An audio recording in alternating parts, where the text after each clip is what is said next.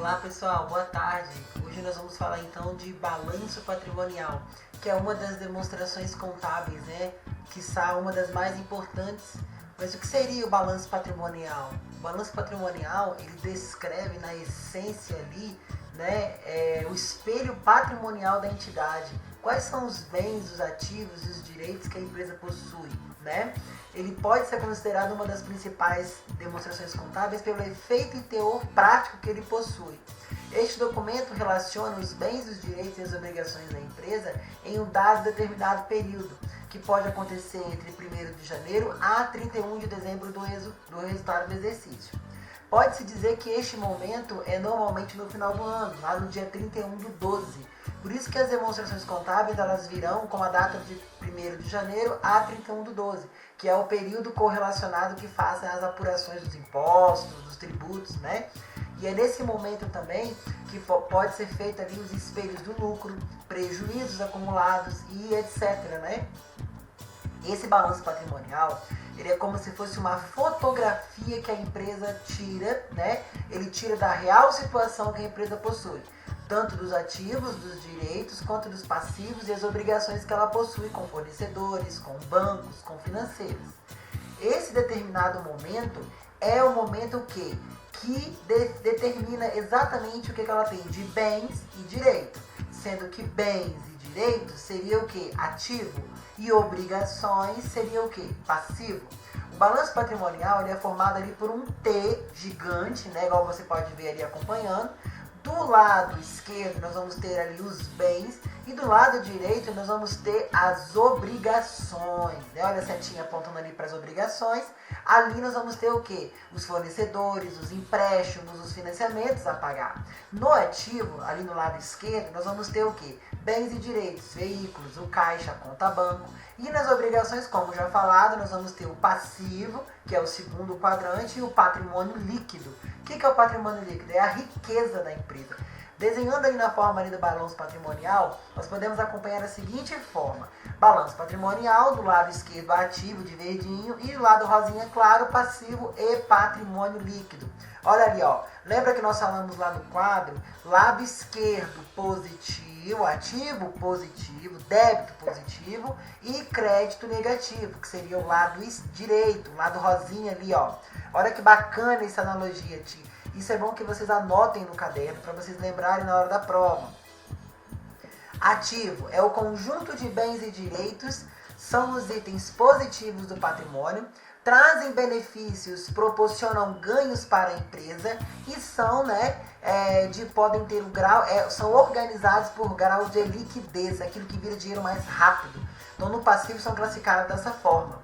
Mas e agora? Todos os bens e direitos fazem parte do ativo? Olha que pergunta bacana. Será que todos os bens e direitos fazem? Isto. Como vamos representar um bem, como por exemplo uma clientela ou um ponto comercial?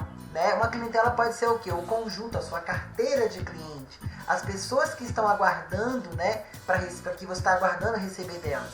Mas nem todos os bens fazem parte do ativo, que é o caso que nós vamos ver agora. Para fazer parte do ativo, é necessário preencher ao mesmo tempo 4 características. Anotem essas características, pessoal. Olha que importante. Ser um bem ou um direito é uma das características.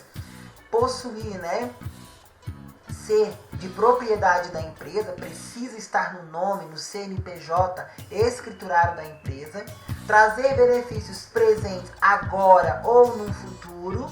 Isso é importantíssimo. E ser mensurável em dinheiro, moeda corrente, real, Qual que é a nossa moeda? O real. Então, para ser um ativo, ele precisa ser mensurado em real. E não em outra dólar, euro, etc, Dessa forma, o conjunto do ativo, ele se forma o quê?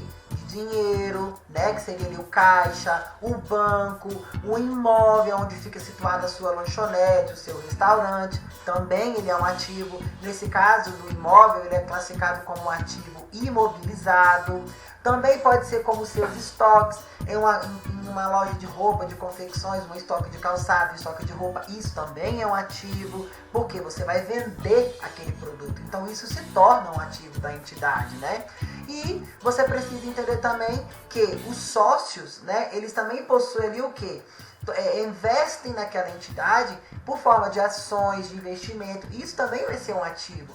Talvez realizado a longo prazo, né? A gente chama isso de ARNLP, né? Ativo realizável a longo prazo. Isso seria importantíssimo nessa ótica da contabilidade. Valorizar o seu ativo, os seus direitos, né? Mas e agora? E o passivo? O que pode ser o passivo? Olha que bacana essa observação. São as dívidas e as obrigações da empresa, da entidade. Então, ou seja, professor, então todos os passivos são as obrigações da empresa? Sim. Então, fornecedores, empréstimos a pagar, impostos, folha de pagamento, tudo é passivo. O passivo ele é dividido em dois grandes grupos. Olha lá, passivo exigível, né? E o passivo não exigível.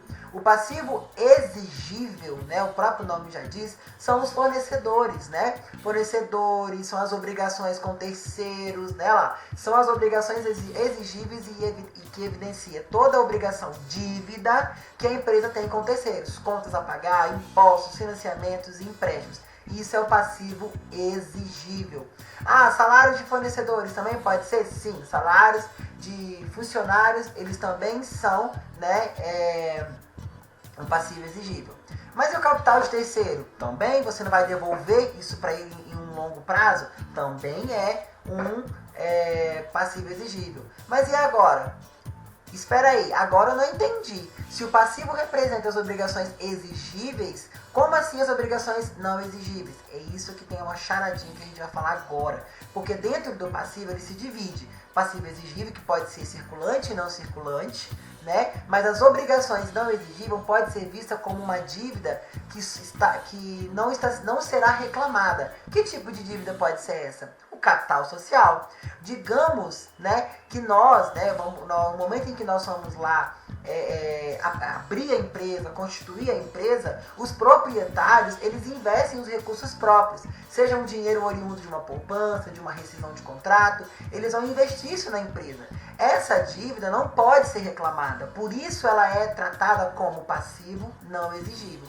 Enquanto a empresa estiver em um processo de continuidade funcionando, a empresa não vai pagar essa dívida, que é o capital próprio.